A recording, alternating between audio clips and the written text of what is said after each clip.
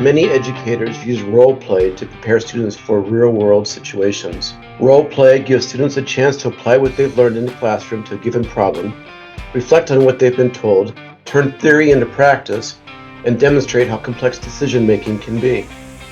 It can also help them develop communication skills in their fields. But what do students think about role play? In an era when students just want to be told what they need to know, is this classroom activity something that they find useful and valuable?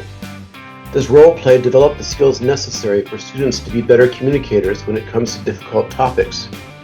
And what might some effective strategies be to prepare students for their role play activity? Welcome to Teach Well, Learn Well, a podcast series highlighting the scholarship being published by members of the University of Tennessee Health Science Center's community about effective ways to teach. I'm Tom Lochner of UTHSC's Teaching and Learning Center. Each month, we interview members of our faculty about their research and its impact on the higher education community. Today, we talk to Dr. Alina Cernisov, Associate Professor in the College of Pharmacy. Hi, Alina. Hi, Tom. I'm glad to be here and thank you for inviting me. And we also have Dr. Devin Scott, Instructional Consultant in the TLC. Hi, Devin. Hi, Tom. Thanks for having me on the show. Today, we're talking about their paper entitled Empowering Student Pharmacists to Counsel Patients on Endocrine Disrupting Chemicals Through Interactive Role Play.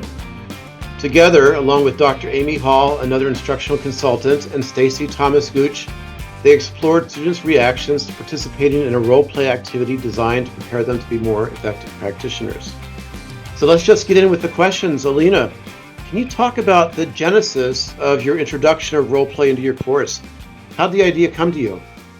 Thank you for asking this question. This question, it's instrumental in understanding the role of collaboration between a pharmacy educator and someone like Devin, who has a background in education. So we were chatting about the challenges, how to empower students to become better practitioners and to give them the appropriate tools when they go into pharmacy practice to be able to counsel patients and how to work with patients, difficult patients. And therefore, I asked him, what do you think? How could I model this lecture instead of having dry material and just regurgitating? How can we do it to allow students to become better practitioners? So it was Devin's idea to create a role play, and we adapted. So I created the slides, and then Devin came with the idea of role playing and also the reflections and the strategy, how we could divide the students and how many students and how we should come up with this novel idea in role playing in pharmacy education, which is not very often. I don't see it very often in the pharmacy curriculum. So I think it's a great opportunity for students to learn in a different way. And this is an elective course, so I had the flexibility to create it in a different way. So your paper outlines 3 important steps in the role play exercise. I found those really interesting to read about. You talk about lecture, activity, and then reflection. Talk a little bit about why each are important. Yeah, so the lecture step is really important because that's where students get their baseline knowledge of the content. And so without some knowledge of the content that we're talking about, in this case, endocrine disruptors, students wouldn't be able to role play or reflect on a role playing. And so that lecture is crucial. The activity portion is actually broken down into 2 subsections. The first part is the pre-briefing, and that's where we told students what the goal of this activity was, and we wanted them to make concrete what they just learned about role playing, and we wanted to lay out what the procedures were for the role play. So that pre-briefing is really important. And then we moved into the activity portion where students were actually role playing, and in this area, students were able to actually apply the knowledge, and so they're able to start making meaning from everything they just learned in the lecture and to practice their skills. Finally, the last portion, the reflection, this was also broken up into 2 sections. The first section, we ran like a debriefing immediately after the role-playing activity, and we asked open-ended questions of students that got them to think more deeply about the lecture and the content that they went over in the role playing. And then finally, several days later, students were asked to submit a written reflection, and here they can continue to make meaning of what they did and think about what they did so that they can actually apply these skills later on. Many faculty, when they're thinking about active learning and trying to incorporate that into their classes, move the lecture piece of that outside of the class time. But it seems like you're making it part of the class time and not doing that. What was your thinking for the strategy? I would like to mention something which is very important. So endocrine disruptors is a novel topic which I have not found any information in the pharmacy curriculum. So in order to make sure the students understand such a not just novel topic, such a dry material. And I didn't want to focus too much on chemistry. I didn't want to focus too much on public health and policy. So I had to combine everything. It's a challenging aspect. Therefore, the role playing helped me to allow students to digest and get engaged. So I did not mention to them, what we are doing. I said role playing an activity on endocrine disruptors. This what was new about, and they came to the class, to the lecture with an open mind. So during the lecture, I was like, okay, can you follow me? Let's make sure you understand the concepts, because in the next hour, you'll have to apply those concepts. So I thought they responded all the 3 years. This is the 3rd year we are doing Devin, right? Yeah. So all in the previous years, they responded very well, and they were very engaged, and they were like, wow, I didn't know that. How can I play a role in the future? But some of your students indicate that having that lecture, that first exposure to content so close to the role play was challenging for them. What are some challenges that or ways that you might resolve the difficulty of having those so close together? I totally agree. I think the first time we did this activity, we did it 2 years in a row. The first year, I think the lecture went well, but it was too dry. Some students might not have been so engaged and not very willing to participate. Like they participated as part of the class, but not so engaged. And how can I extract this information for my practice or for my well-being? While in the second year, what we did, we organized, and the logistics were much easier to do, because the number of students was even. We could, both of us, participate in the role playing, like listen to what they were saying. I think having a smaller number of students, an even number, it will help. And I made some slight changes in the lecture, like less text, and maybe I talked more, like based on the feedback from the first year. So little changes. Why it's so important? I put a video. I was like, this is the reason why endocrine disruptors, how they are linking to different receptors. This is what you might be exposed, and this is the cost in Europe versus United States. And they really liked more information, public health information, rather than so much clinical information in the lecture. I think you raise a really important point that teaching is an iterative process, and we teach it one way, and we always have to take that feedback and make slight changes to respond to what we think works best. I think you always have sort of a tension here with how much student time to take up. And so one of the reasons that we had the lecture during class time instead of having it pre-briefing was that we had the class time to do it. Alina had the class time to dedicate to this. And so we wanted to be respectful of student time.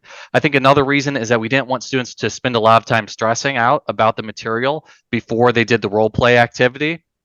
And lastly, we wanted to make sure that all students had adequate knowledge. And so one thing that I found is when you are flipping the classroom, like you mentioned earlier, Tom, some students will not necessarily do the readings, especially if it's not part of your class culture. And so one thing we really wanted to make sure was that students had all the knowledge they needed to be effective members of the role playing.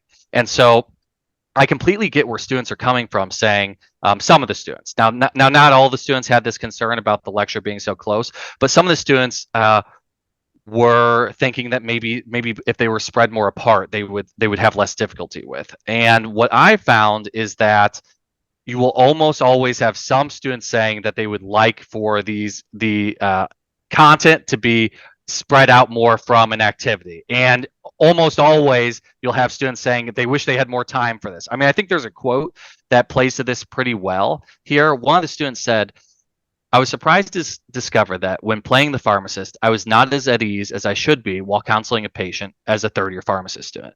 I believe that this practice helped me to become more attentive and improve my counseling techniques." And so I think this quote speaks to the fact that this student even thought that they should be more well versed in the material, more able to converse and counsel patients just by mere virtue of being a third-year student. And so I think some was related to the content, while others is just related to human nature. We always think we can be more prepared and counsel better.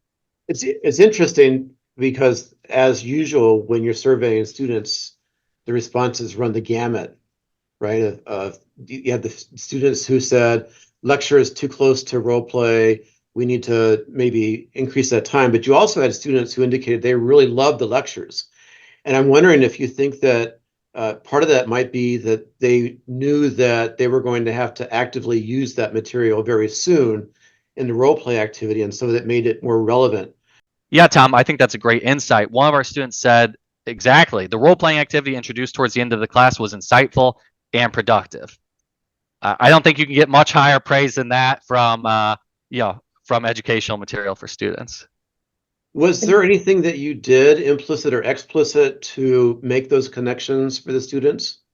Not really. No, we did not. However, I would mention that being an elective course, they were not graded. And I think the not having that burden or, like stress, or I mentioned to them, regardless how you counsel, it's your technique, it's your language and your attitude. It's nothing about, you did it correctly or incorrectly and you receive an A or a D or pass and fail. So I think the most important part of this activity was what you take away rather than learning or counseling for a grade. And I think that concept is very important to stress out.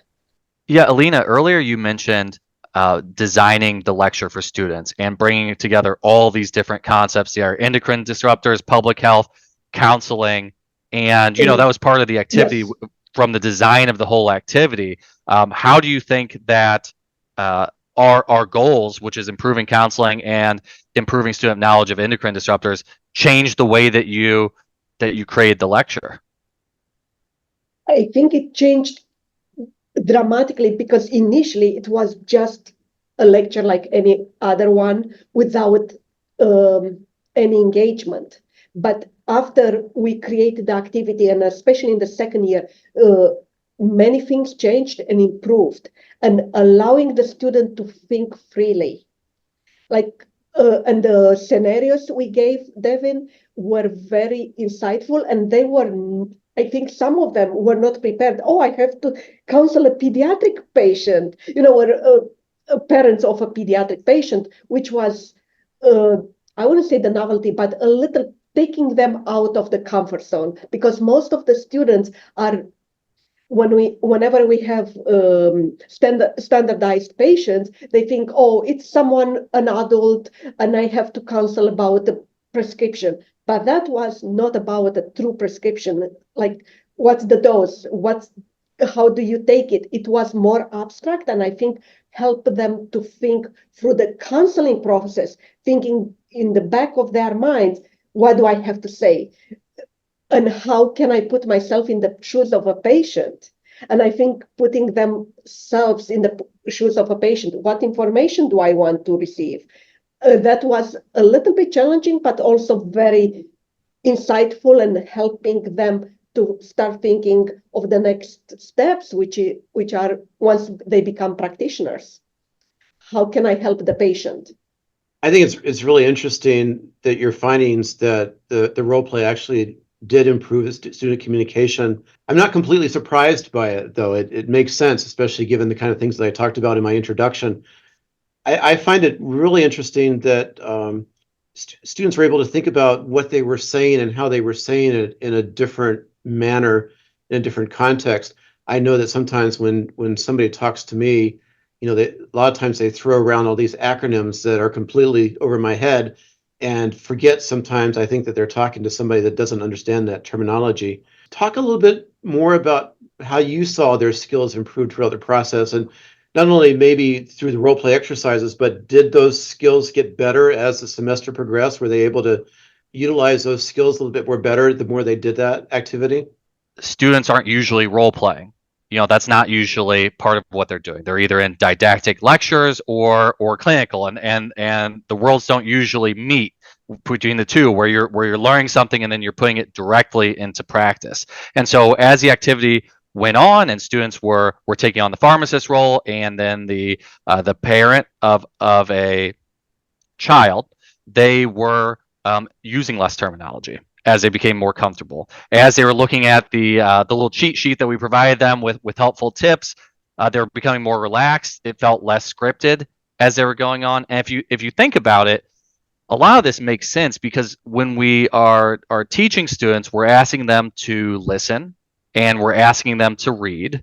And then when we assess students, we're asking them to either write down or we're asking them to take multiple choice question examinations. But what we're not asking them to do is to vocalize, to verbalize, to articulate what they've learned. And so, when we gave them this lecture and then we said, hey, you're going to role play now, they started off a little bit rusty.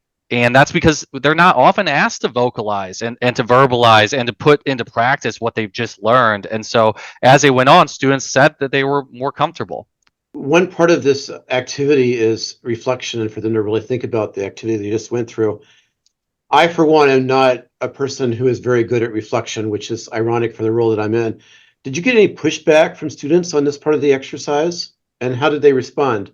I was very surprised, Tom, and I'm transparent. I did not get any pushback for the reflection, which is something I should be grateful to. And most of however, I sent them reminders. The reflection is due in a week or something like that, but no pushback. And if I had pushback, I would have tried to emphasize the role of reflection and how it's good, how important it is for us to reflect on, not on just role playing, on all the activities, if it's possible. Even if it are a few words, a few sentences, it's very good for us going back and reflect and maybe keep those reflections and let's read them after many years from now.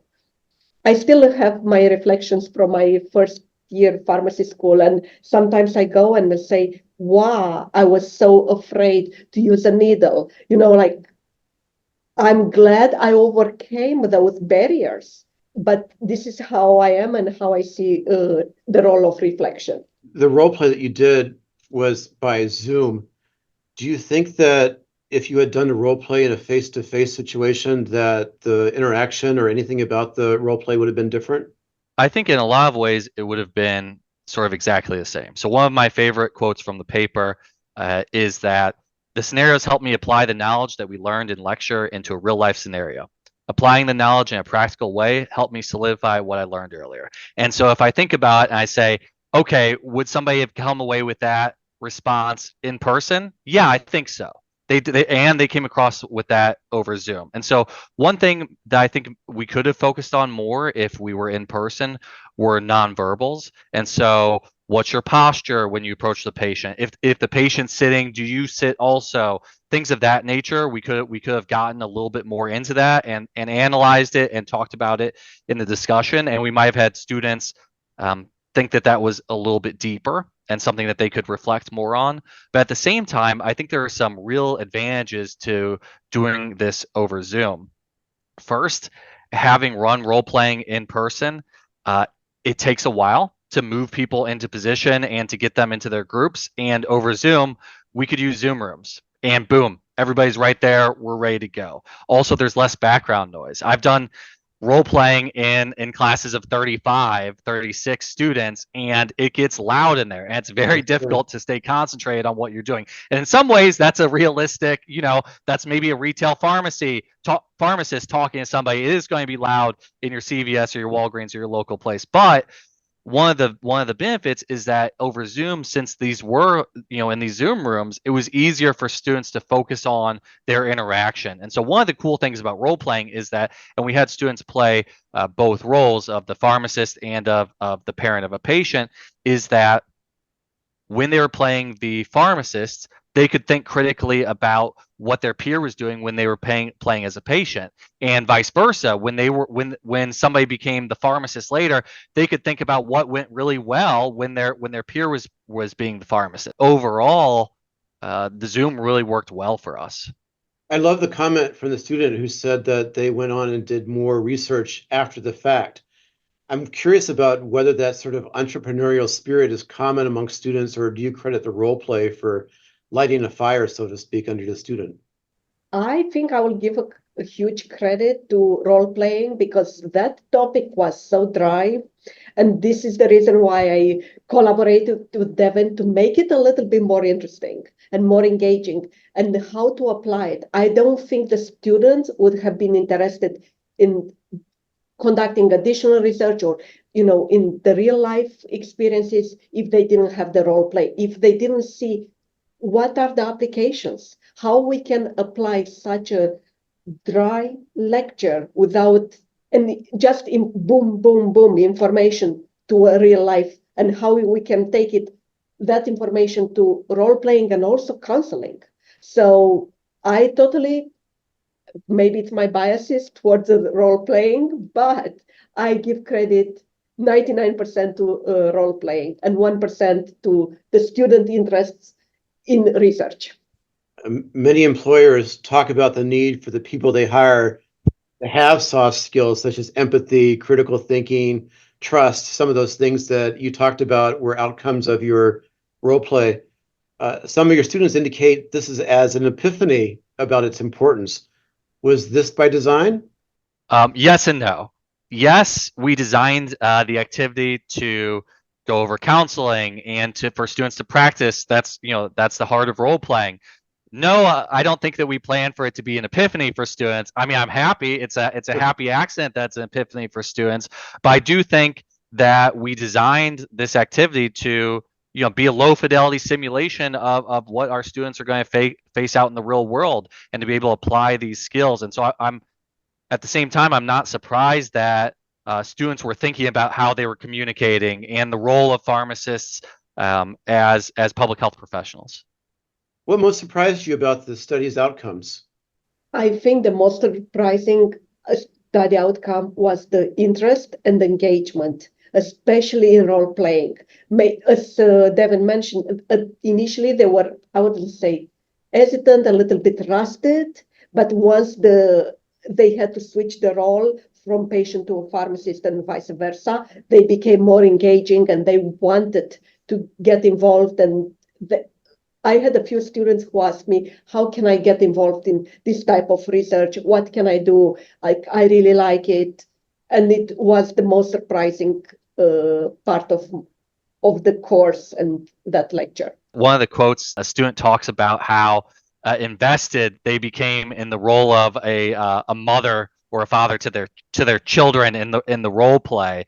And I thought that was really interesting how we had 25 minutes of role playing. We only had a few minutes in each role, and we see it in the quote, but Alina and I saw it when we were running these role plays, is that students got really invested in their roles. They were asking pointed questions as the parent of patients, and they were struggling to provide the best answers as the pharmacist, and to articulate in a way that they weren't using acronyms and they were relating to the patients. And so it was heartening to see how invested students got in these roles in such a short period of time. So you've got this study published now. What are some unanswered questions? What are the next steps? I think, and we will be able to collaborate on, like, actually we are continuing this tradition. Role playing became part of my course this year and in the following years. I was thinking if we could use this part in any other lectures, in other parts of the course, would be fantastic. I'm really happy that I have a reoccurring role in Alina's course, helping to run this role play activity. I think it's a lot of fun. I get charged up talking with students about this. And in the paper, we talk about this lecture role play reflection model. And we talk about how we think it can be applied to a lot more content. So we applied it to endocrine disruptors, but like Alina was talking about, it could be applied to a lot of different topics across pharmacy and I think across the health professions.